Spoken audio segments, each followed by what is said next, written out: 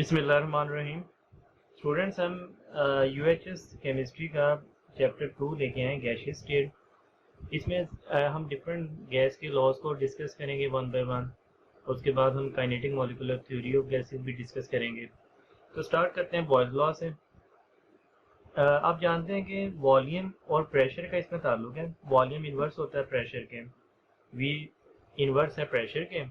और आप जब भी इस प्रोपोर्शनल को ख़त्म करके इक्वल लगाते हैं तो आपको कोई ना कोई कांस्टेंट लगाना पड़ता है। बॉयल्स ने कांस्टेंट के यूज़ किया यहाँ पे, v इज इक्वल टू के over P.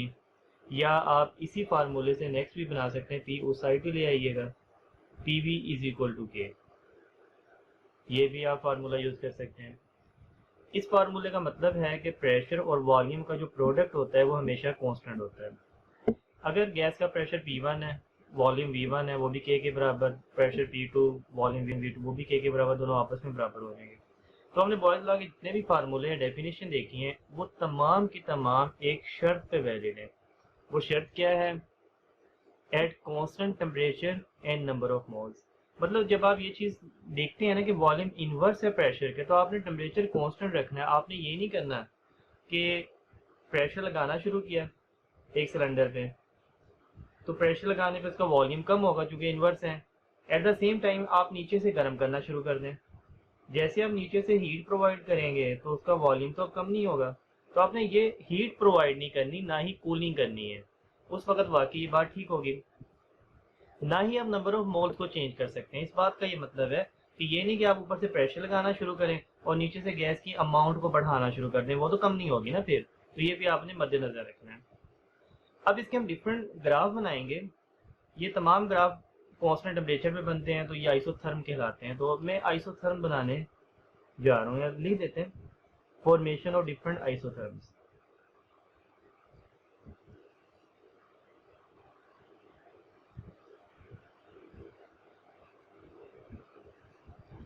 Iso mean same and therm mean temperature. जब भी किसी चीज में इनवर्स रिलेशन हो, जैसे वॉल्यूम और प्रेशर का एक दूसरे के साथ इनवर्स रिलेशन है, तो ग्राफ हमेशा एक कर्व बनता है।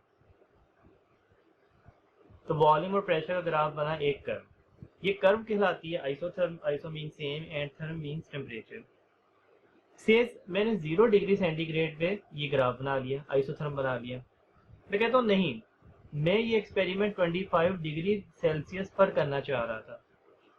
तो कोई बात नहीं है, आप जब इसे 25 डिग्री पर करेंगे तो आपका ग्राफ सेम ही आएगा, थोड़ा सा ऊपर चला जाएगा। ये भी एक आइसोथर्म है। आप कहते हैं नहीं, मैं ये एक्सपेरिमेंट 100 डिग्री पर करना चाह रहा था, तो आपका दोबारा ग्राफ ऐसा ही आएगा लेकिन थोड़ा सा ऊपर जा चुका होगा। ये तमाम के तमाम आइसोथर्म ही हैं। अब सबसे पहले जो प्रॉब्लम माइंड में आता है स्टूडेंट के, भाई हम तो कह रहे हैं हमने टेम्परेचर कांस्टेंट रखना है, आप ये टेम्परेचर चेंज किए जा रहे हैं, ये क्या बात हुई? बिल्कुल वाकई आपका वैलिड क्वेश्चन है। ये बात समझ लें, टेम्परेचर कांस्टेंट से मुराद क्या होता है।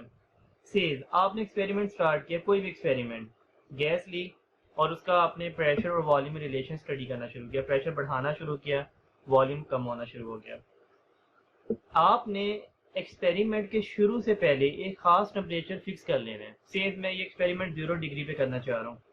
अब जब मैंने पहली रीडिंग 0 डिग्री पर ले ली, तो तमाम एक्सपेरिमेंट में आखिरी रीडिंग तक ये टेम्परेचर रहना चाहिए। ये होता है कांस्टेंट टेम्परेचर। ठीक है। अब ठीक है, मैंने 0 डिग्री पे तमाम एक्सपेरिमेंट स्टडी कर लिया, डिजाइन करने के बाद मैंने उसका ग्राफ बना लिया और ये मेरे पास ग्राफ आ गया। ये सेम टेम्परेचर था कांस्टेंट। लेकिन अब मैं कहता हूँ कि नहीं, मैंने 25 डिग्री पर एक्सपेरिमेंट परफॉर्म करना है। आप कर सकते हैं, आप किसी टेम्परेचर पर एक्सपेरिमेंट परफॉर्म कर सकते हैं, लेकिन शर्त क्या है? जिस टेम्परेचर पर आपने शुरू किया है उसी टेम्परेचर को मेंटेन रख के आपने तमाम रीडिंग लेनी है। तो 25 से शुरू कर सकते हैं, आप 100 से शुरू कर सकते हैं। तो ये तमाम कांस्टेंट टेम्परेचर है। ये एक अलग एक्सपेरिमेंट है, ये एक अलग एक्सपेरिमेंट है, ये एक अलग एक्सपेरिमेंट है। तो ये तमाम आइसोथर्म है, ये नहीं कि टेम्परेचर चेंज हो रहा है। ठीक है। अब आप ग्राफ बनाइए जरा P और 1/V को लेके। जब आप प्रेशर और वॉल्यूम, इनवर्स वॉल्यूम का ग्राफ बनाते हैं तो इस बार कर्व नहीं आती बल्कि स्ट्रेट लाइन आ जाती है। डिफरेंट लाइंस आ जाएंगी डिफरेंट टेम्परेचर पे।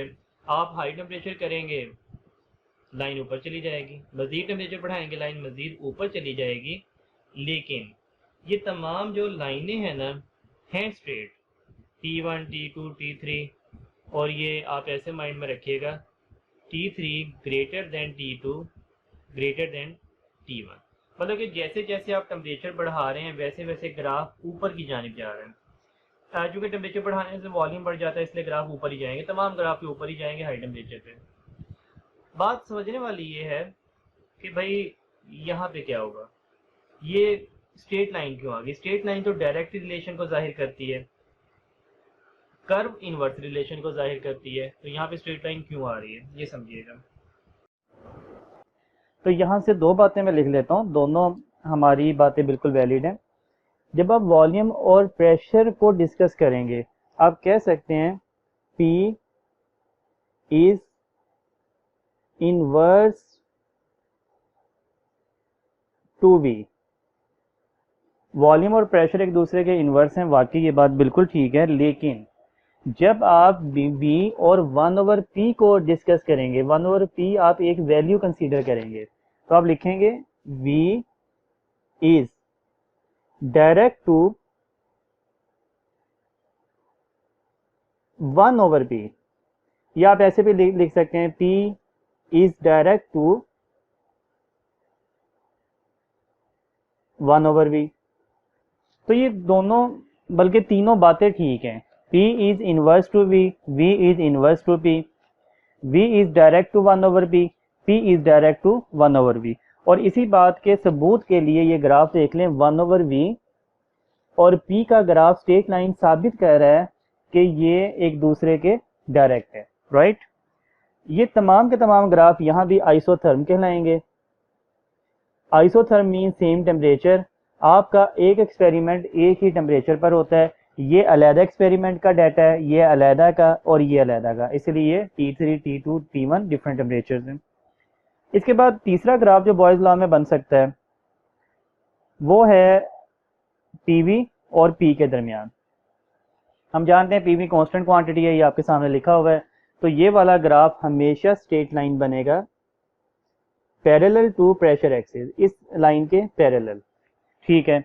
आपने ये बना दिया टेम्परेचर T1 पे, तो आप अगर टेम्परेचर चेंज करना चाहें एक्सपेरिमेंट के शुरू में कर सकते हैं, और आप एक नए टेम्परेचर T2 पे बना दें, ग्राफ इसमें भी थोड़ा सा ऊपर जाएगा। और आप टेम्परेचर मज़ीद चेंज करना चाहते हैं, आप मज़ीद टेम्परेचर T3 पे बना दें, तो T3 greater than T2 greater than T1। ये भी तीनों आइसोथर्म ही हैं, ये वाले भी आइसोथर्म हैं। Iso mean same, therm mean temperature. तो जैसे जैसे आप टेम्परेचर बढ़ाते हैं वैसे वैसे आइसोथर्म ऊपर की जानिब जाते हैं। आप आइसोथर्म ऐसे बना सकते हैं, ऐसे बना सकते हैं, ऐसे बना सकते हैं। जी स्टूडेंट्स, अब हम दूसरा लॉ देखेंगे गैसियस स्टेट का, चार्ल्स लॉ। वॉल्यूम टेम्परेचर के डायरेक्ट होता है। इस बात का मतलब सिंपल कि अगर किसी गैस को गर्म करें तो उसका वॉल्यूम बढ़ जाता है, वो फैल जाती है। V = KT कॉन्स्टेंट आ गया, आप P को जाके डिवाइड कीजिए, V/T = K। अगर गैस का पहला volume V1 temperature T1 K के बराबर, क्योंकि K कांस्टेंट है उसमें चेंज नहीं होना, 1 2 नहीं होना। Volume V2 temperature T2 K के बराबर, दोनों आपस में बराबर हैं, दोनों K के बराबर हैं तो आपस में बराबर होंगे। V1/T1 = V2/T2। ये तमाम बातें उस वक्त वैलिड हैं जब constant pressure and number of moles. Student, जब भी आप ये ग्राफ बनाएंगे वॉल्यूम और टेम्परेचर के दरमियान तो ये स्ट्रेट लाइन बनेगा, क्योंकि वॉल्यूम और टेम्परेचर एक दूसरे के डायरेक्ट हैं। ये जो स्ट्रेट लाइन बनी है इसे आइसो बार कहा जाता है। आइसो मीन सेम, बार मीन्स प्रेशर, क्योंकि आपका प्रेशर इसमें कांस्टेंट है।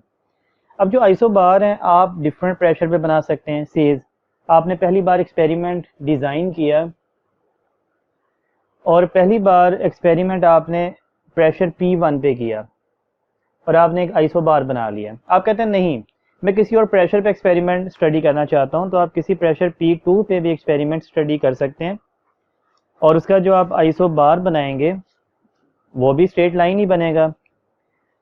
लेकिन ये स्ट्रेट लाइन अब पहले वाली पोजीशन पर नहीं बनेगी, ये P2 पर है। आप किसी और प्रेशर पर भी डिज़ाइन कर सकते हैं एक्सपेरिमेंट, जिस मर्जी प्रेशर पे बना लीजिए। लेकिन शर्त यह है कि जो आपने एक्सपेरिमेंट के स्टार्ट में प्रेशर रखना है, एक्सपेरिमेंट के एंड तक वही प्रेशर रखना है। आप ड्यूरिंग एक्सपेरिमेंट चेंज नहीं कर सकते। ये कांस्टेंट प्रेशर का कॉन्सेप्ट होता है, ठीक है। अब इसमें ऐसे है कि जो P3 है ये ग्रेटर है P2 से और वो ग्रेटर है P1 से। इस बात का मतलब है जैसे जैसे प्रेशर बढ़ाएंगे वैसे वैसे आइसोबार नीचे की जानिब आएगा, क्योंकि प्रेशर बढ़ाने पे वॉल्यूम कम होता है और वॉल्यूम नीचे की जानिब कम हो रहा है, वाई एक्सिस पे वॉल्यूम है, ठीक है। एक और यहाँ पे लॉ है गैस के बारे में, चूंकि हमारी बुक में नहीं है इसलिए ये आपने कभी पढ़ा भी नहीं है, लेकिन चूंकि ये लेवल की बुक में मौजूद है और जो यूएचएस का पेपर है वो ए लेवल और एफएससी का कंबाइन बनता है, तो बेहतर है आप इसे पढ़ लें, 1-2 मिनट का ही काम है, इतना मुश्किल नहीं है।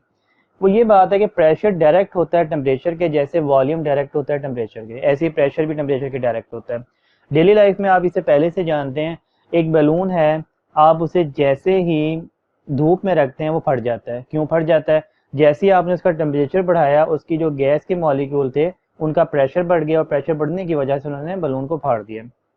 तो आप यहाँ पे कांस्टेंट के लगाइएगा, P is equal to K T, T उधर जाके डिवाइड कर दीजिएगा, P over T is equal to K, और P1 T1 is equal to P2 T2। ये फार्मूला बनाने का मकसद है कि कभी न्यूमेरिकल्स में आपको प्रेशर और टेम्परेचर का रिलेशन दिया जा सकता है। फर्ज करें उन्होंने प्रेशर दे दिया, फिर टेम्परेचर दे दिया, फिर दोबारा टेम्परेचर दे दिया और फाइनल प्रेशर पूछ लिया, तो आप ये फार्मूला आसानी से लगा सकते हैं।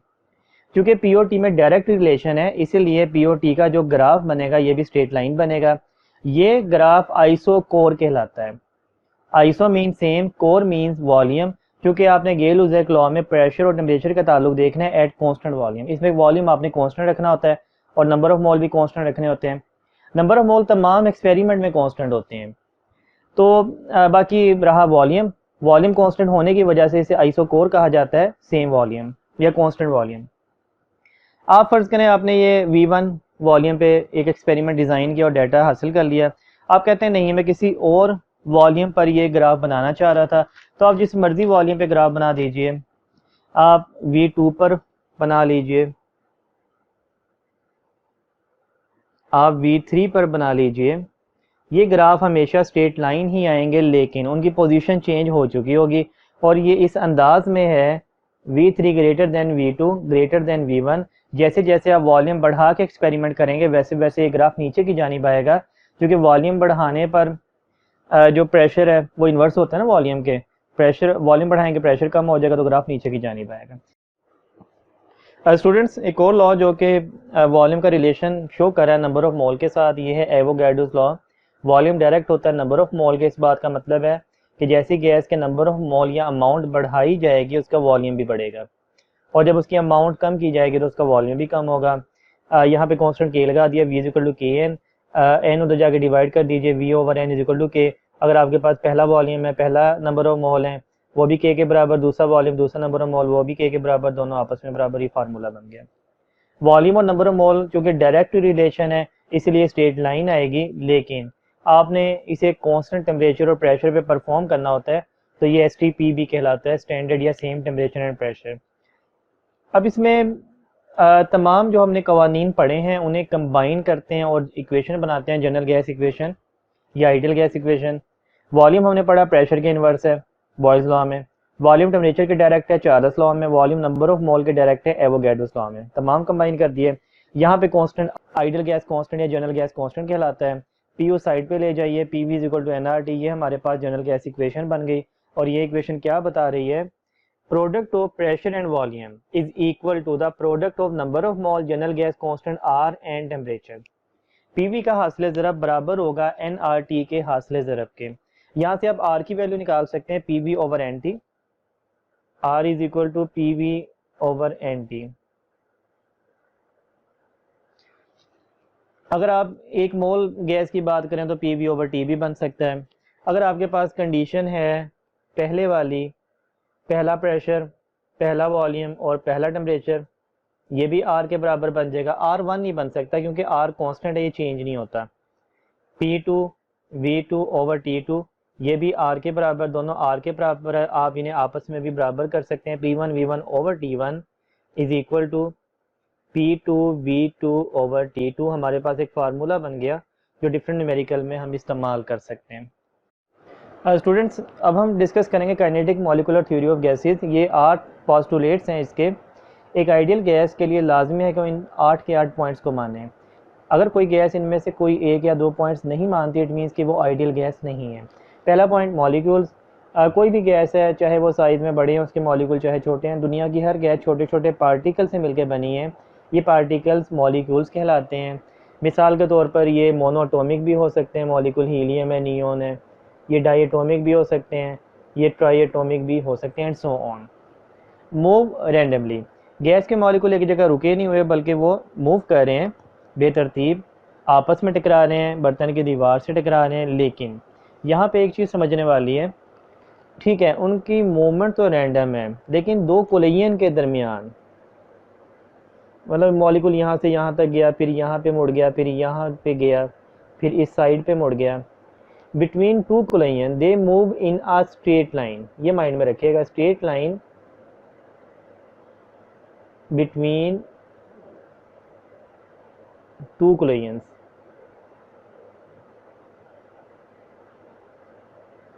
क्योंकि गैस के मॉलिक्यूल पे ग्रेविटी नहीं होती, लिहाजा वो कर्व नहीं बना सकते कि नीचे की जानिब झुकता हुआ जाए।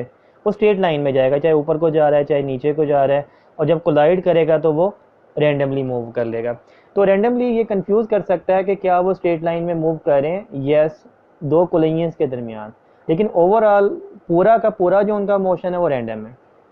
कोलिजन जब वो किसी भी चीज़ से टकराते हैं, अपनी डायरेक्शन चेंज करते हैं, और जब वो बर्तन की दीवार से टकराते हैं मॉलिक्यूल, तो उस पर एक प्रेशर लगाते हैं, force per unit area. Gas के मॉलिक्यूल की जो कोलिजन है, इसे इलास्टिक समझा जाता है, बिल्कुल ऐसे जैसे आप दीवार पे बॉल मारते हैं तो वापस आ जाती है, थोड़ी बहुत उसकी फोर्स ज़ाया हो जाती है। लेकिन आप यहाँ पे सपोज करें गैस के मॉलिक्यूल जिस ताकत से जा रहा था उसी ताकत से वापस पलट आता है। सेपरेशन, गैस के मॉलिक्यूल में बहुत ज़्यादा फासला है और उनके दरमियान खाली जगह बहुत ज़्यादा है। फोर्स ऑफ अट्रैक्शन, गैस के मॉलिक्यूल में जो अट्रैक्शन है वो नहीं है। अब इस बात से हम क्या फ़ायदा निकाल सकते हैं? किसी भी केमिकल की जो काइनेटिक एनर्जी होती है वो उसके मोशन या मूवमेंट की वजह से होती है, और किसी भी केमिकल में जो पोटेंशियल एनर्जी होती है वो उसमें मौजूद फोर्स ऑफ अट्रैक्शन की वजह से होती है। टोटल एनर्जी हमेशा मजमुआ हुआ करती है kinetic energy and potential energy के। तो गैस के मॉलिक्यूल में तो अट्रैक्शन नहीं है, लिहाजा उसकी potential energy near about zero, total energy near about equal to kinetic energy. तो जब आप गैस के मॉलिक्यूल की टोटल एनर्जी की बात कर रहे होते हैं एक आइडियल गैस की, तो आप उसकी काइनेटिक एनर्जी की बात कर रहे होते हैं, पोटेंशियल एनर्जी उसमें ऑलमोस्ट ज़ीरो ही होती है। अच्छा, ये जो नंबर 5 और नंबर 6 पॉइंट है ये बहुत अहम है, ये आगे बहुत हमारे काम आएंगे। गैस के मॉलिक्यूल में अट्रैक्शन नहीं होती, और इसके बाद actual volume near about zero. Gas के मॉलिक्यूल का जो असल वॉल्यूम होता है एक्चुअल, वो तकरीबन ज़ीरो होता है। इस बात का मतलब ये है, थ्योरेटिकली मैं आपको समझा देता हूँ, कि हमारे पास की एक गैस है जिसके मॉलिक्यूल्स इस तरह रैंडम हैं, ऐसे मौजूद हैं। मैं थ्योरेटिकली ऐसे करता हूँ कि इन्हें तमाम को पिक करता हूँ और पिक करके यहाँ किनारे पे एक ढेर बना देता हूँ, ठीक है। तो जब मैंने इन्हें पिक करके यहाँ पे ढेर बनाया, तो आप देखें इन्होंने बिल्कुल ही कम जगह घेरी as compare to the volume of container. पूरा का पूरा कंटेनर खाली है और ये इतनी सी जगह में आ गए। तो इसका मतलब है कि गैस के मॉलिक्यूल का जो एक्चुअल वॉल्यूम होता है, असल मॉलिक्यूल्स का वॉल्यूम, वो ना होने के बराबर होता है, ज़ीरो के तकरीबन बराबर होता है as compare to the volume of the gas, जहाँ पे वो फैली हुई होती है। गैस के मॉलिक्यूल में ग्रेविटी नहीं लगती, क्योंकि वो कंटिन्यूसली कोलाइड किए जा रहे हैं, आपस में टकरा रहे हैं, और इसकी वजह से ग्रेविटी का कोई असर नहीं है।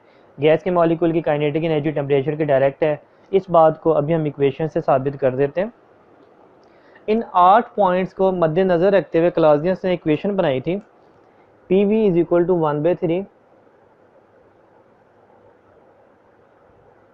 MnC का स्क्वायर। इस इक्वेशन में P से मुराद प्रेशर है, V से मुराद वॉल्यूम है, M मैस है, N नंबर ऑफ मॉलिक्यूल्स हैं, C हम डिस्कस करेंगे, इसे बोलते हैं रूट मीन स्क्वायर वेलोसिटी। ये आगे हम इसे डिस्कस करते हैं। लेकिन सबसे पहले एक और इक्वेशन आप जानते हैं काइनेटिक एनर्जी की। Kinetic energy equal to half mv²। यह आपने फिजिक्स में इक्वेशन पढ़ी है बहुत बार, लेकिन केमिस्ट्री में हम यहाँ पे v इस्तेमाल नहीं करते बल्कि c इस्तेमाल करते हैं। केमिस्ट्री में फॉर n मॉलिक्यूल्स, मॉलिक्यूल की तादाद बहुत ज़्यादा होती है इसलिए कैपिटल n लगा दिया फॉर नंबर ऑफ मॉलिक्यूल्स। तो हमारे पास ये फार्मूला बन गया हाफ mnc का स्क्वायर। अच्छा, ये दोनों को मैं आपस में डिवाइड करने जा रहा हूँ, दोनों इक्वेशन को। तो इसे जिसे मर्जी ऊपर रख दें, जिस मर्जी को नीचे रख दें। मैं काइनेटिक एनर्जी वाले को ऊपर रख के पीवी वाले पे डिवाइड कर देता हूँ।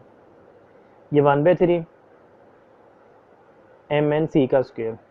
आप देखें ये वाला तो इसे कैंसिल आउट हो गया फैक्टर, 3 ऊपर चला जाएगा। Kinetic energy divide by PV is equal to 3/2 और पीवी उस साइड पे ले जाइएगा। Kinetic energy is equal to 3/2 PV.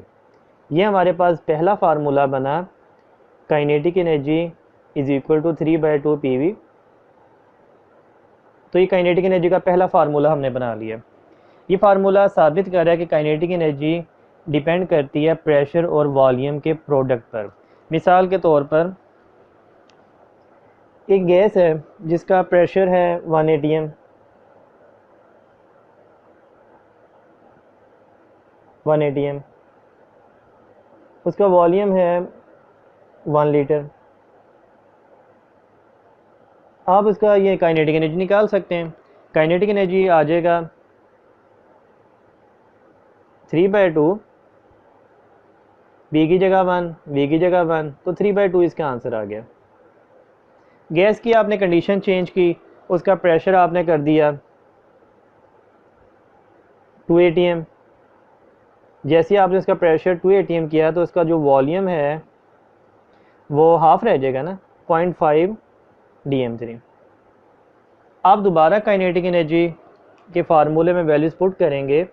Kinetic energy is equal to 3/2, P की जगह 2 और वी की जगह 0.5, कि 3/2 ही अगेन आंसर आ जाएगा। तो आपने देखा काइनेटिक एनर्जी कांस्टेंट होती है। जैसे आप प्रेशर बढ़ाते हैं वॉल्यूम कम हो जाता है। तो ये काइनेटिक एनर्जी प्रेशर या वॉल्यूम पे डिपेंड नहीं कर रही। काइनेटिक एनर्जी प्रेशर और वॉल्यूम के हासिल ज़रा प्रोडक्ट और पीवी पे डिपेंड कर रही है। तो इसी इक्वेशन को आप देखें, हम इससे नई इक्वेशन बनाने जा रहे हैं और मैंने आपको एग्जांपल से साबित कर दिया कि काइनेटिक एनर्जी कांस्टेंट है। काइनेटिक एनर्जी इक्वल टू 3/2, तो आप वैसे ही लिखिएगा 3/2। आपने बॉयल्स लॉ में पढ़ा है पीवी क्या होता है, पीवी इज इक्वल टू के होता है। तो देखें काइनेटिक एनर्जी कांस्टेंट होती है और अभी हमने साबित भी किया था काइनेटिक एनर्जी का कांस्टेंट आंसर आ रहा था। तो ये हमने इक्वेशन एक और बना ली इसी इक्वेशन से। ये भी आप मद्देनजर रखिएगा, माइंड में रखिएगा। इसी इक्वेशन से एक और इक्वेशन बनाते हैं। Kinetic energy is equal to 3/2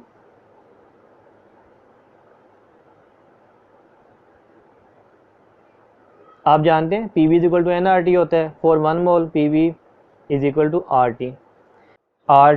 are और 3/2 कांस्टेंट हैं। जब भी कांस्टेंट और इक्वल इकट्ठे मिलते हैं तो ये बना देते हैं प्रोपोर्शन। काइनेटिक एनर्जी डायरेक्ट है टेम्परेचर के, हमने साबित किया। और ये 8वां पॉइंट काइनेटिक मॉलिक्यूलर थ्योरी का यही बता रहा था, काइनेटिक एनर्जी टेम्परेचर के डायरेक्ट है। तो इसे साबित करने के दौरान हमें कई काम की इक्वेशन मिली। Kinetic energy is equal to 3/2 PV. आप ये इक्वेशन यूज करेंगे जब भी आपको प्रेशर वॉल्यूम दिया जाए और काइनेटिक एनर्जी पूछी जाए। Kinetic energy is equal to 3/2 के, ये साबित हुआ कांस्टेंट है। Kinetic energy is equal to 3/2 RT. आप ये इक्वेशन आप ये यूज करेंगे जब आपको टेम्परेचर दिया जाए और काइनेटिक एनर्जी के बारे में पूछा जाए।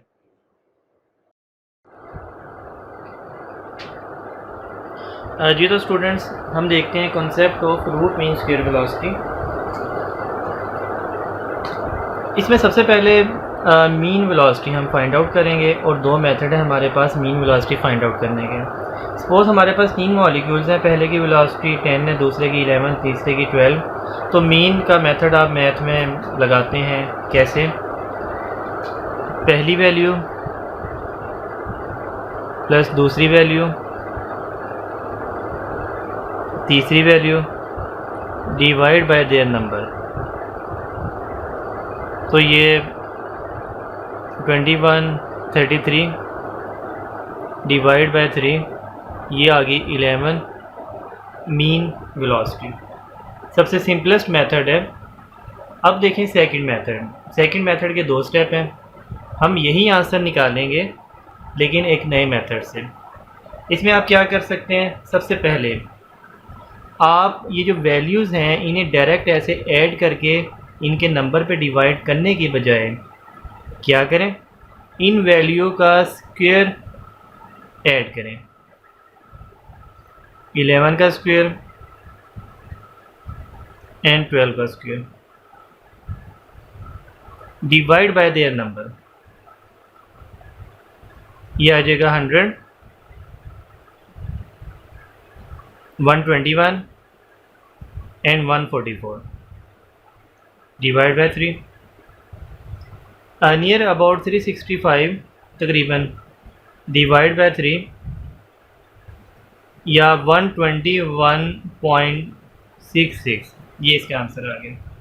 तो हमने क्या किया, हमने मीन लेने की बजाय मीन स्क्वायर लिया, हर वैल्यू का स्क्वायर और फिर मीन। इसे कहा जाता है मीन स्क्वायर वेलोसिटी।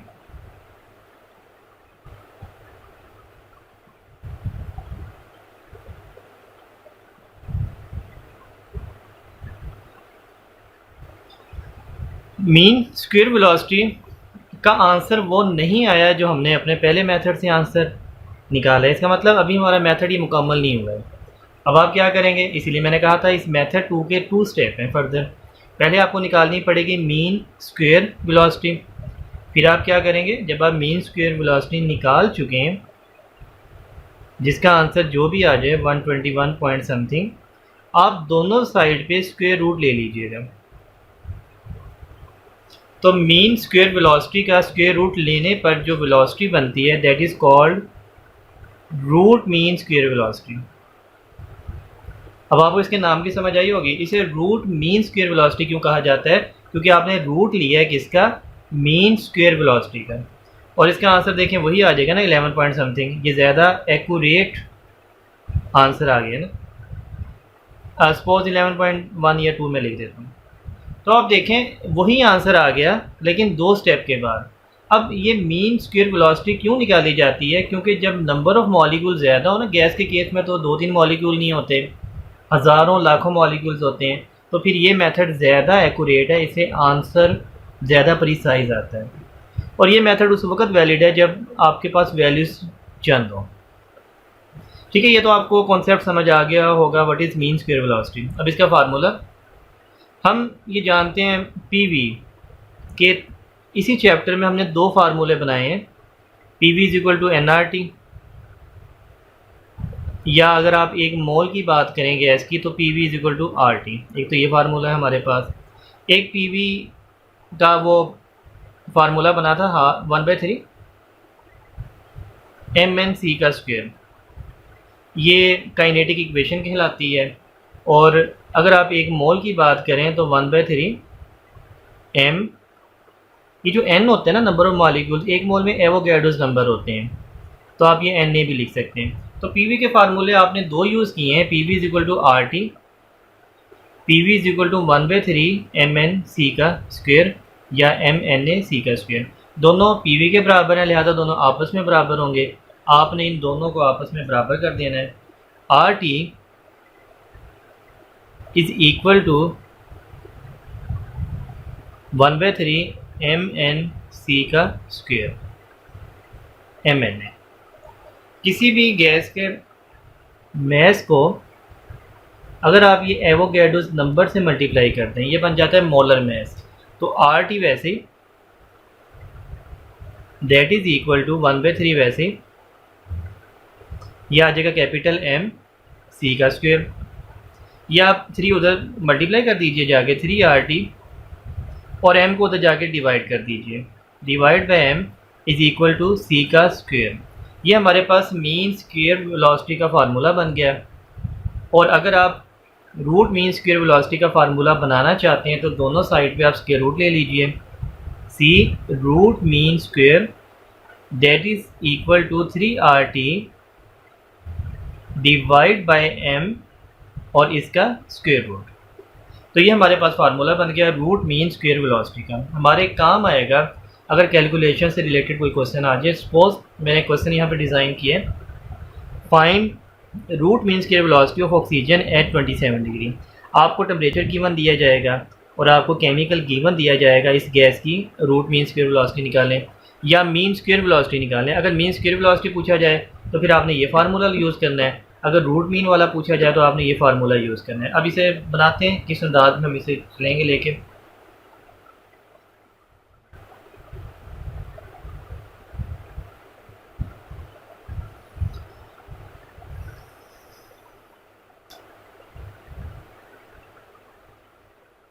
सबसे पहले इसका फार्मूला लिखिए 3RT divide by m square root. 3 वैसे R की वैल्यू आपने पुट करनी है 8.31 वाली। R की ये वाली वैल्यू क्यों पुट करनी है? क्योंकि हम यूनिट बनाना चाहते हैं जो कॉमन यूनिट होता है मीटर पर सेकेंड। उसके लिए R की वैल्यू 8.31 जॉल पर केल्विन पर मोल या न्यूटन मीटर पर केल्विन पर मोल, ये वाली वैल्यू हमारे काम आएगी क्योंकि हमारा यूनिट वो बनेगा जो हमें रिक्वायर्ड होता है। टी की वैल्यू आप हमेशा केल्विन में, तो 27 है, आप इसे केल्विन में जब करेंगे तो 300 केल्विन आ जाएगा divide by m molar mass है और आपने इसे इस फार्मूले के लिए, दोबारा मैं बोल रहा हूँ इस फार्मूले के लिए और किसी फार्मूले के लिए आपने इसे किलोग्राम में लेना है। तो ऑक्सीजन का मोलर मैस होता है 32, आप इसे 1000 पे डिवाइड करेंगे 0.032 किलोग्राम पर मोल। भाई इसे किलोग्राम में क्यों लेना है? इस फार्मूले के लिए, ताकि हमारा रिक्वायर्ड यूनिट बन जाए जो हम बनाना चाहते हैं। अब आप इन्हें देख लीजिएगा, जो भी आंसर आ जाए। ये कैलकुलेशन साथ में स्क्वायर रूट भी आप ले लीजिएगा।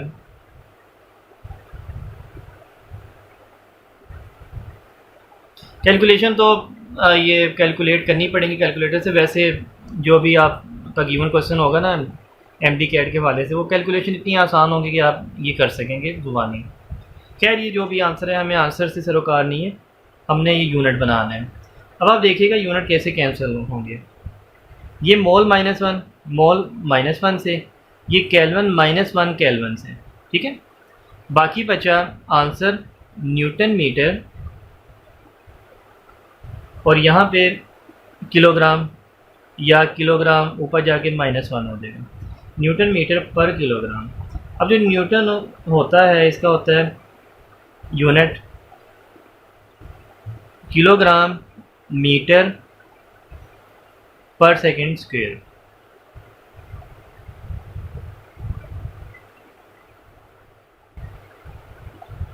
किलोग्राम मीटर पर सेकंड स्क्वायर, न्यूटन की जगह मीटर वैसे, पर किलोग्राम वैसे। किलोग्राम किलोग्राम से कैंसिल हो गया, बाकी बचा मीटर स्क्वायर पर सेकंड का स्क्वायर। तो चूँकि आपने स्क्वायर रूट भी लेना है, तो जब आप इसका स्क्वायर रूट ले लेंगे आंसर का भी और यूनिट का भी, मीटर पर सेकंड ये वाला यूनिट बनेगा। यही यूनिट हम बनाना चाहते थे, इसलिए हमने ये मोलर मैस को किलोग्राम में यहाँ पे पुट करना है। तो इसी फार्मूले के लिए, बाकी फार्मूलों में मोलर मैस हमेशा ग्राम में ही पुट करना है आपने। स्टूडेंट्स अब देखिए non ideal behaviour of gases. हमारे पास ये इक्वेशन है PV = nRT, general gas equation, और आप इस इक्वेशन का nRT साइड पे ले जाइए।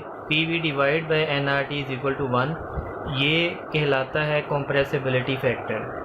अगर ये इक्वेशन ठीक है तो ये इक्वेशन भी ठीक है, क्योंकि मैंने ये वाली इसी से ड्राइव की है ना। या आप इस इक्वेशन में 1 मोल गैस की बात करें तो n तो 1 हो जाएगा PV/RT।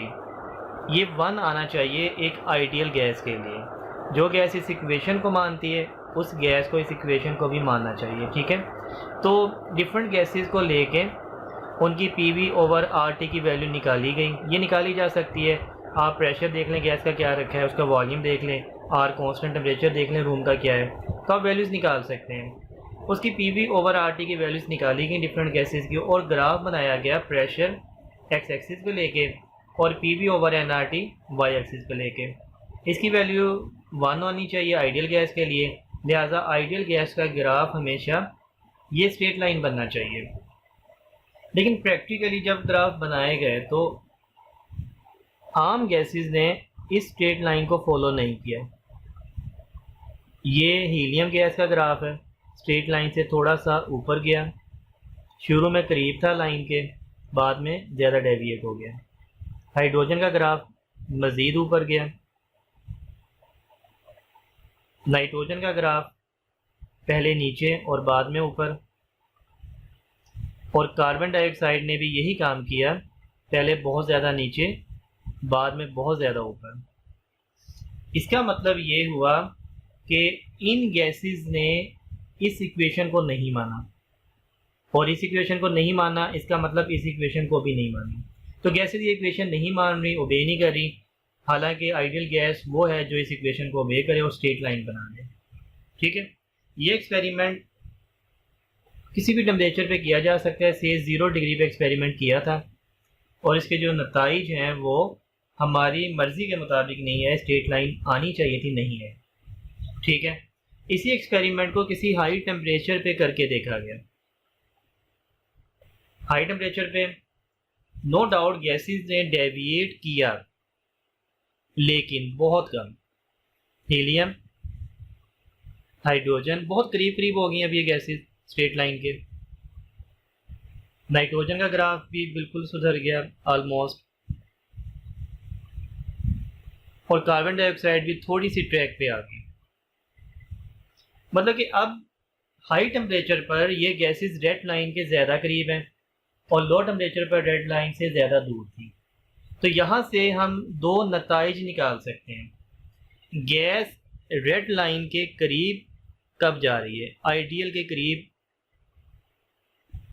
कब जा रही है? दो कंडीशन पर, low pressure and high temperature. आप देखें यहाँ पे लो प्रेशर है तो ये ब्लैक लाइन है रेड लाइन के ज़्यादा करीब है, यहाँ पे हाई प्रेशर है दूर चलेगी। तो लो प्रेशर पे गैस ज़्यादा आइडियल होती है, और हाई टेम्परेचर यहाँ पे देखें लो टेम्परेचर रेड लाइन से ज़्यादा दूर, हाई टेम्परेचर रेड लाइन के ज़्यादा करीब। तो आप ऐसे ही से याद कर सकते हैं LPHT गैस कब आइडियल होगी? LTHT पे, LPHT पे, low pressure high temperature, LPHT low pressure high temperature gas ideal हो जाएगी। और आप इसके रिवर्स माइंड में बना लीजिएगा नॉन आइडियल कब होगी, एग्जैक्टली इसकी ऑपोजिट कंडीशन पे। तो एक कंडीशन याद रखिएगा, दूसरी उसके रिवर्स माइंड में सोच लीजिएगा, और दोनों याद करने की जरूरत नहीं, मिक्स हो जाएंगे। ठीक है, तो ये जो गैस होती है ना, सवाल ये है कि कौन सी गैस आइडियल है। कोई भी गैस आइडियल नहीं होती, ये कंडीशंस होती हैं जो गैस को आइडियल बनाती हैं। एक खास गैस एक खास कंडीशन पे आइडियल बन जाती है, वही खास गैस किसी और कंडीशन पे नॉन आइडियल बन जाती है। तो कंडीशन मैंने आपको बता दी, LPHT low pressure high temperature, gas ideal के करीब बन जाएगी। अब इस ग्राफ से रिलेटेड क्वेश्चन क्या बन सकते हैं? इससे बेशुमार क्वेश्चन बन सकते हैं। ये देखें हमारे पास ये एक गैस है A, ये गैस है B, और ये गैस है C, ABC। हमारे पास तीन डिफरेंट गैसेस हैं ABC। क्वेश्चन पूछा जा सकता है कौन सी गैस सबसे ज़्यादा आइडियल है, कौन सी गैस सबसे ज़्यादा नॉन आइडियल है। आपका जो ऑर्डर है करेक्ट वो बताएं। A greater than B greater than C, तो ये राइट ऑर्डर होगा। A सबसे ज़्यादा आइडियल, फिर B, फिर C। अगर पूछा जाए किस गैस में अट्रैक्शन सबसे ज़्यादा है, अट्रैक्शन का ऑर्डर बताएं। तो अट्रैक्शन किस गैस में सबसे ज़्यादा होगी? नॉन आइडियल में। अब नॉन आइडियल कौन सी है सबसे ज़्यादा? C, उसके बाद B, उसके बाद A।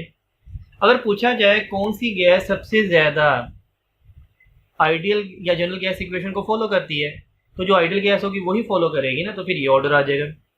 कौन सी गैस PV = NRT को फॉलो नहीं कर रही, तो फिर ये ऑर्डर आ जाएगा।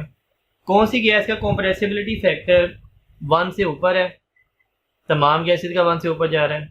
कौन सी गैस का कंप्रेसिबिलिटी फैक्टर 1 से नीचे है? तो जो ग्राफ नीचे जा रहे हैं बी का और सी का जा रहा है, बी एंड सी ऑप्शन आ सकता है। इसमें बेशुमार क्वेश्चन बन सकते हैं, ठीक है। इसी अंदाज में मैं क्वेश्चन बनाता हूँ, ए बी सी नहीं लेते हम। तीन गैस सेम गैस है और 3 डिफरेंट टेम्परेचर हैं।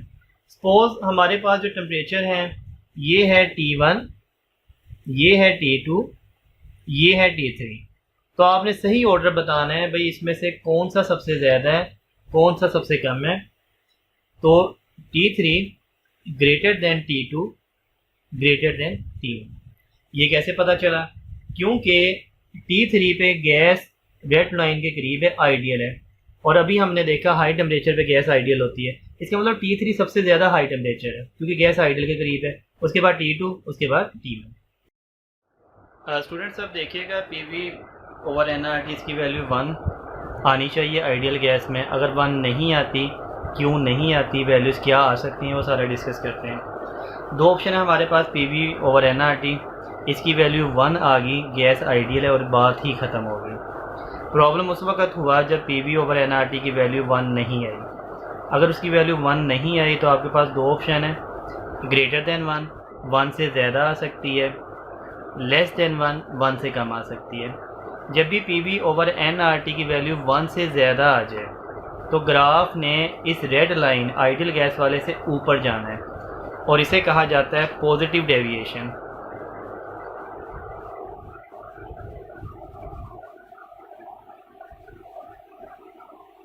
अगर PV ओवर NRT की वैल्यू 1 से कम आ जाए तो ग्राफ ने हमेशा इस रेड लाइन से नीचे आना होता है, इसे कहा जाता है नेगेटिव डेविएशन।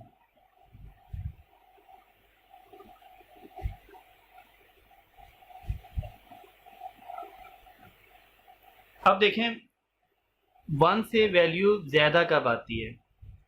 जब PV ओवर NRT, वैसे तो ये दोनों बराबर होते हैं, बराबर होने की वजह से कैंसिल आउट हो जाते हैं और 1 आंसर आ जाता है। लेकिन अगर PV ओवर NRT बराबर ना हो, बल्कि मैं एग्जांपल सपोज करता हूँ कि ये 50 है, ये 2 है, बराबर नहीं है, तो आंसर 1 से ज़्यादा आएगा 25।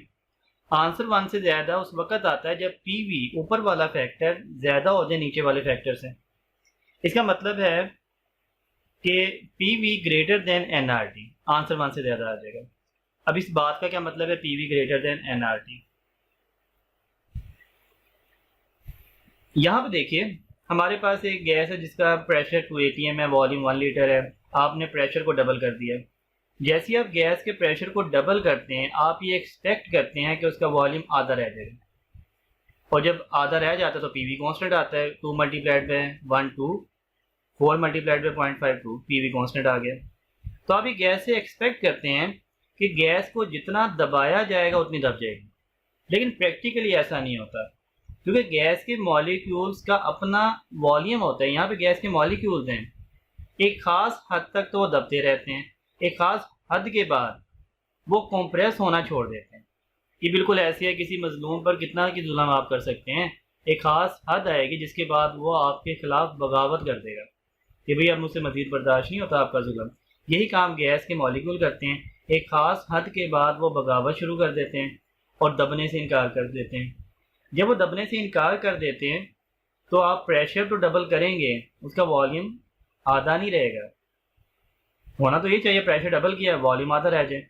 अब आप प्रेशर डबल करेंगे वॉल्यूम हाफ नहीं रहेगा, तो PV का जो प्रोडक्ट है वो ज़्यादा हो जाएगा, वॉल्यूम हाफ नहीं होगा, तो कांस्टेंट नहीं रहेगा PV। ये पहले 2 आ रहा था तो 2 से बढ़ जाएगा, ज़्यादा हो जाएगा। यही वजह है कि NRT के मुकाबले में ये बढ़ गया।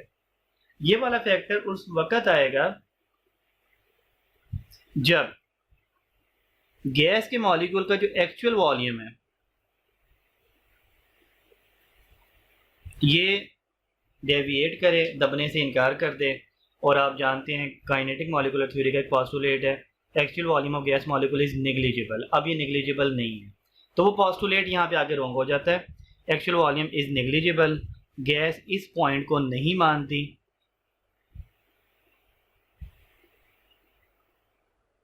और जब गैस इस बात को नहीं मानती तो वो डेविएशन स्टार्ट कर देती है।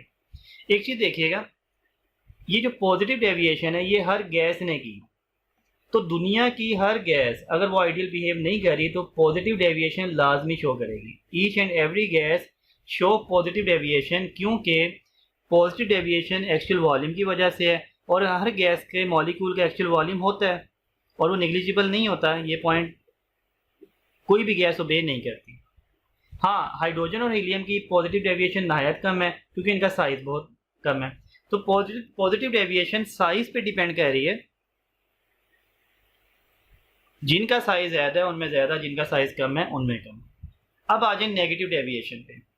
PV over NRT less than 1। कब लेस देन 1 होगा? जब इसमें पीवी की वैल्यू एनआरटी से कम हो जाएगी।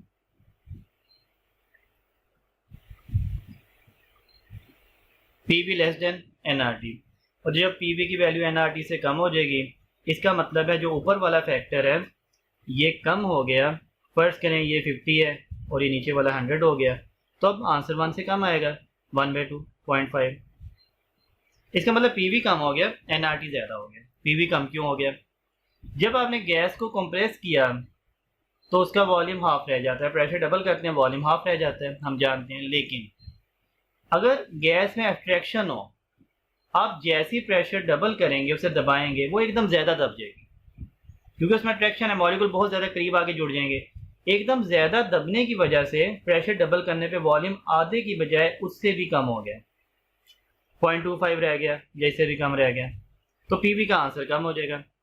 ये जो पीवी का आंसर एनआरटी से कम हुआ इसकी रीज़न है फोर्स ऑफ अट्रैक्शन। गैस में अट्रैक्शन आई और अट्रैक्शन आने की वजह से गैस के मॉलिक्यूल क्या हो गए? कंप्रेस हो गए। ठीक है, इसे नेगेटिव डेविएशन बोलते हैं। ये अट्रैक्शन की वजह से आती है।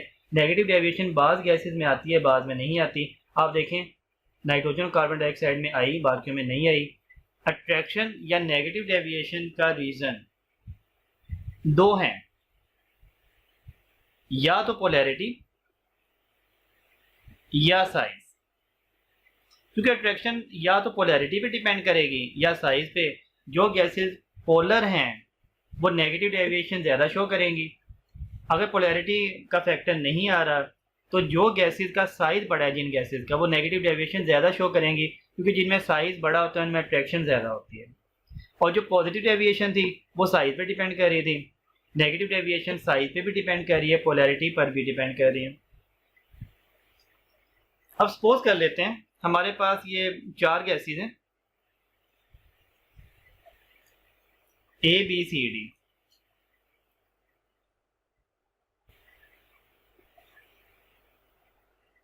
और इनकी पीवी ओवर एनआरटी की वैल्यू, कंप्रेसिबिलिटी फैक्टर की वैल्यू लिखी है।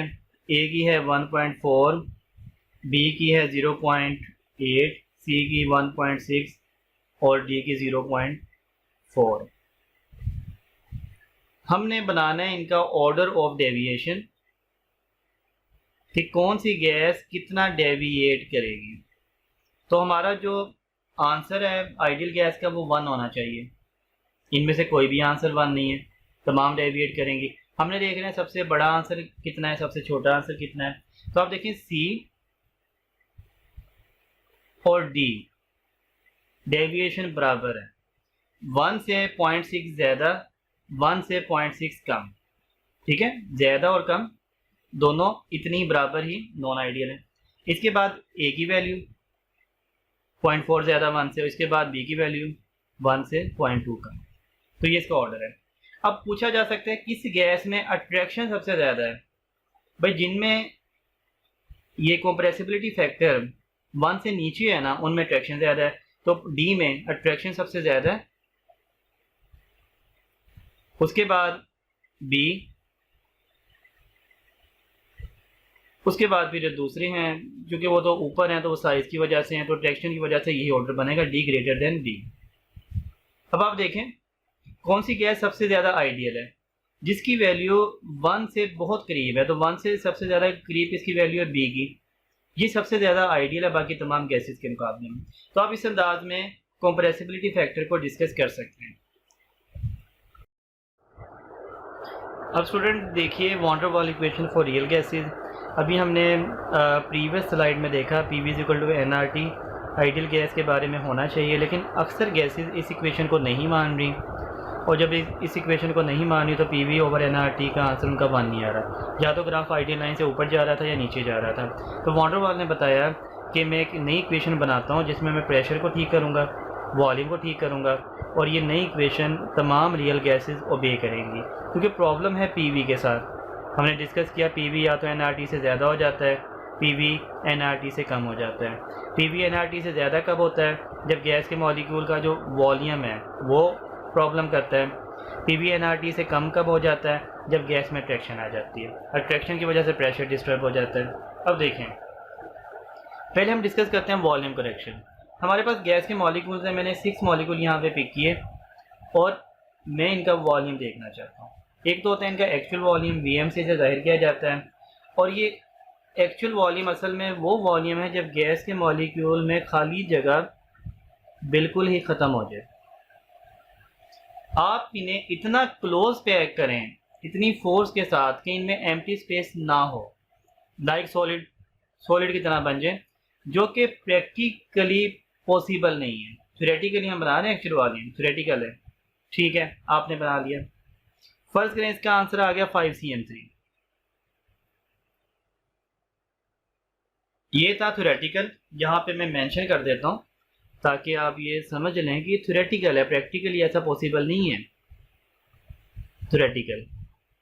अब प्रैक्टिकली फिर क्या पॉसिबल है?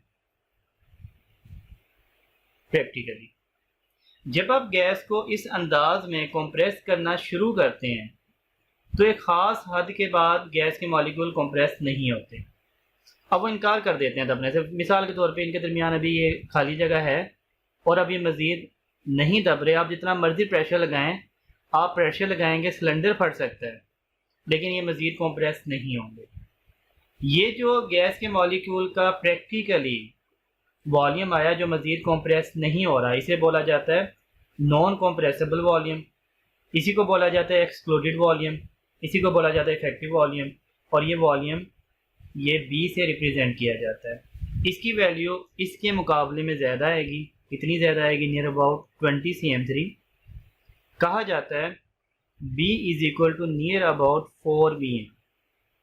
ये वाला 4 गुना होता है इसके मुकाबले में, मतलब बाकी इसमें खाली जगह होती है, ठीक है। B is equal to 4Vm। अगर B का आंसर आपका 20 आया है तो Vm का आंसर तकरीबन 5 के करीब है आपका, ठीक है। एक तो हमने ये चीज़ समझ ली एक्सक्लूडेड वॉल्यूम क्या है और एक्चुअल वॉल्यूम क्या है। दूसरी बात, ठीक है, आपके पास एक गैस है सिलेंडर में, आपने, ये भी थ्योरेटिकल में बात कर रहा हूँ, ये गैस के मॉलिक्यूल मौजूद हैं, आपने बाय हैंड इन्हें पिक किया और यहाँ साइड पर लगा दी, जैसे ढेर लगा दे। अब इस बर्तन में आपको 2 चीज़ें नज़र आ रही हैं, एक ये B, एक ये फ्री, सारी जगह खाली है और थोड़ा सा ये B है गैस के मॉलिक्यूल्स का वॉल्यूम। तो आप कह सकते हैं कि यहाँ पे जो टोटल इस बर्तन में चीज़ें हैं क्या क्या हैं? V फ्री खाली जगह है और B है।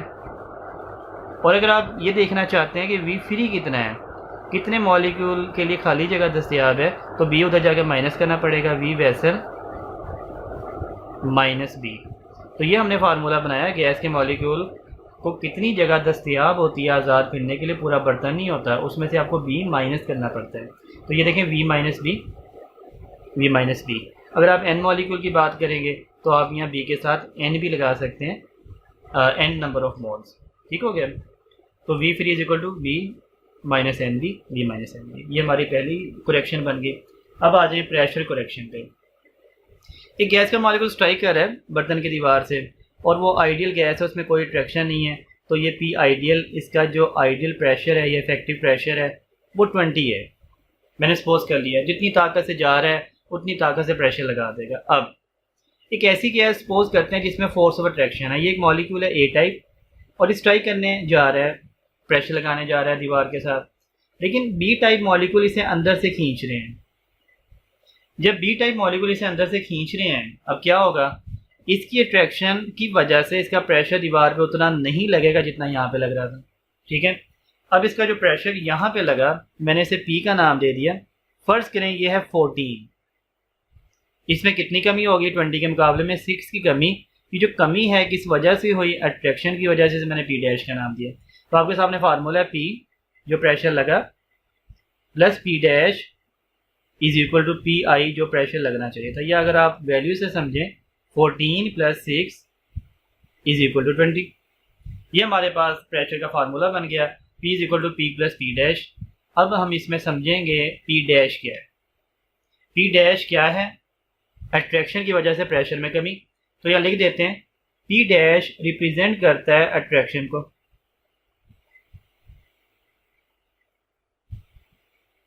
अट्रैक्शन किस पे डिपेंड करती है, अट्रैक्शन डिपेंड करती है कंसंट्रेशन ऑफ मॉलिक्यूल पे। ए टाइप और बी टाइप मॉलिक्यूल की कंसंट्रेशन कितनी है। मैं आपको यहाँ समझा देता हूँ। हमारे पास एक कंटेनर है और इसमें ये 2-3 मॉलिक्यूल्स हैं और एक हमारे पास कंटेनर है, इसमें यहाँ पे सैकड़ों या हज़ारों मॉलिक्यूल हैं। तो आप बताइए किस वाले में अट्रैक्शन ज़्यादा है, ये 1 वाले में या 2 वाले में। तो ऑब्वियसली 2 वाले में अट्रैक्शन ज़्यादा है। क्यों? क्योंकि इनकी कंसंट्रेशन ज़्यादा है। तो ये बात मैंने यहाँ पे लिखी है ना, अट्रैक्शन कंसंट्रेशन ए टाइप और बी टाइप पे डिपेंड करती है। तो पी डैश डायरेक्ट है सी के, कंसंट्रेशन का फार्मूला होता है number of mole divide by volume N over V. तो पी डैश डायरेक्ट है एन स्क्वायर ओवर वी का स्क्वायर। आप यहाँ पे कांस्टेंट लगाएंगे, P dash is equal to A N का स्क्वायर ओवर वी का square. A coefficient of attraction कहलाता है और ये अट्रैक्शन के बारे में ही बताता है। स्टूडेंट अब देखिएगा ए और बी जो अभी हमने कैलकुलेट किए थे, ए क्या है अट्रैक्शन को रिप्रेजेंट कर रहा है, बी क्या एक्सक्लूडेड वॉल्यूम है, ये नॉन आइडियलिटी के डायरेक्ट होते हैं। जितनी वैल्यू ए की ज़्यादा उतनी गैस नॉन आइडियल, जितनी वैल्यू बी की ज़्यादा उतनी गैस नॉन आइडियल। हाइड्रोजन और हीलियम के केस में ए की वैल्यू और बी की वैल्यू बहुत कम है, तो हाइड्रोजन और हीलियम तकरीबन आइडियल के करीब हैं because they have less value of A and B. ऐसी कोई गैस नहीं है जो कि ए और बी की वैल्यू ज़ीरो रखती हो। तकरीबन ज़ीरो है इनके केस में, लेकिन एग्जैक्टली ज़ीरो किसी गैस की नहीं है, इसलिए कोई भी गैस एग्जैक्टली आइडियल नहीं है। बी जो है इसके यूनिट क्योंकि वॉल्यूम है, एक्सक्लूडेड वॉल्यूम dm3 पर मोल या मीटर क्यूब पर मोल इसका ऐसा ही यूनिट है। बी किसका ज़्यादा होगा किसका कम होगा ये साइज़ पे डिपेंड कर रहा है। तो क्लोरीन ज़्यादा नॉन आइडियल है फ्लोरीन के मुकाबले में, या क्लोरीन की बी की वैल्यू ज़्यादा होगी फ्लोरीन क्योंकि क्लोरीन का साइज़ बड़ा है। ये देखें non ideality, helium, neon, argon, krypton, xenon. तो जीनोन सबसे ज़्यादा नॉन आइडियल, हीलियम सबसे ज़्यादा आइडियल। प्रोपेन ज़्यादा नॉन आइडियल है इथेन से और वो ज़्यादा नॉन आइडियल है मीथेन से। इसका बी सबसे ज़्यादा, इसका बी सबसे कम इनमें। क्यों? क्योंकि बी साइज़ को रिप्रेजेंट कर रहा है, जितना साइज़ बड़ा उतना बी ज़्यादा उतनी गैस नॉन आइडियल। अगर कार्बन बराबर रखें जैसे एन ब्यूटेन, आइसोब्यूटेन, तो जो स्टेट चेन होते हैं उनका साइज़ बड़ा होता है ब्रांच के मुकाबले में। तो एन ब्यूटेन ज़्यादा नॉन आइडियल है आइसोब्यूटेन के मुकाबले में। अब यहाँ पे आ जाइए, ए रिप्रेजेंट करता है फोर्स ऑफ अट्रैक्शन को। इसकी यूनिट ATM DM6 मोल -2, ये ऐसा यूनिट न्यूटन मीटर 4 मोल -2। नॉन आइडियलिटी, पोलर हमेशा ज़्यादा नॉन आइडियल होगी नॉन पोलर के मुकाबले में। मिसाल के तौर पे SO2 पोलर है, इस पर लोन पेयर होता है, नॉन आइडियल है CH4 के मुकाबले में। अगर तमाम गैसेस हों ही नॉन पोलर तो फिर आपने साइज वाला फैक्टर देखना है। देखें ये नॉन आइडियल है इसके मुकाबले में, ये इसके मुकाबले में, ये इसके मुकाबले में, क्योंकि इसमें 3 एटम थे। एटम जितने हो उतना साइज बढ़ा। इसमें 2 एटम थे, इसमें 2 एटम थे, इसमें 1 एटम है। तो क्योंकि नाइट्रोजन का साइज बड़ा होता है हाइड्रोजन से, तो आपने देखना है नंबर ऑफ एटम को। अगर सारी की सारी नॉन पोलर हो तो फिर आपने नंबर ऑफ एटम को देखना है। अगर पोलर हो तो फिर पोलर ज़्यादा नॉन आइडियल होगी, नॉन पोलर से फिर आपने नंबर ऑफ एटम को नहीं देखना। देखें इसमें 3 एटम है, इसमें 5 एटम है, लेकिन क्योंकि ये पोलर थी तो आपने पोलर को हमेशा ज़्यादा नॉन आइडियल समझना है नॉन पोलर के मुकाबले में। लेकिन जब सारी नॉन पोलर हो फिर आपने नंबर ऑफ एटम को देखना है। तो अमोनिया पोलर है, कार्बन डाइऑक्साइड के मुकाबले में ज़्यादा नॉन आइडियल है, तो ये मैं नॉन आइडियलिटी फैक्टर लिख रहा हूँ, ये ऑर्डर नॉन आइडियल का है। अब देखें एक एग्जांपल है अमोनिया, ये ए और बी की वैल्यू किसी गैस की आपने याद नहीं करनी, या तो ये गिवन दी जाएगी या इसकी बिल्कुल भी ज़रूरत नहीं है, आप उसके बगैर ही अंदाज़ा लगा लेते हैं। देखिए हमने ए और बी की वैल्यू के बगैर ही अंदाज़ा लगाया तमाम गैसेस का। अमोनिया ए की वैल्यू 4.17, कार्बन डाइऑक्साइड ए की वैल्यू 3.59। तो ए की वैल्यू कार्बन डाइऑक्साइड की कम है, अमोनिया की ज़्यादा है। बी की वैल्यू 0.03, अमोनिया की कम, 0.04 कार्बन डाइऑक्साइड की ज़्यादा। तो ए की वैल्यू ज़्यादा है, ए की बी की वैल्यू ज़्यादा है। अब क्या करें, जब भी ये कंट्राडिक्शन आ जाए आपने ए की वैल्यू को प्रेफर करना है, इसी से जवाब निकालना है। तो अमोनिया की ए की वैल्यू ज़्यादा है, कार्बन डाइऑक्साइड की ए की वैल्यू कम है, लिहाजा अमोनिया ज़्यादा नॉन आइडियल है कार्बन डाइऑक्साइड के मुकाबले में, या कार्बन डाइऑक्साइड ज़्यादा आइडियल है अमोनिया के मुकाबले में, मोर आइडियल, मोर नॉन आइडियल। तो मैं कंक्लूड कर रहा हूँ, कौन सी गैस आइडियल होगी, कौन सी गैस नॉन आइडियल होगी, इनका कंपैरिजन आ जाए तो आपने साइज देखना है, जिसका साइज बड़ा उतनी ही नॉन आइडियल। आपने पोलैरिटी देखनी है, जिसकी पोलैरिटी ज़्यादा उतनी ही नॉन आइडियल। ठीक हो गया, ये माइंड में रखिएगा। अपना अपने घर वालों का ख्याल रखिएगा। अल्लाह।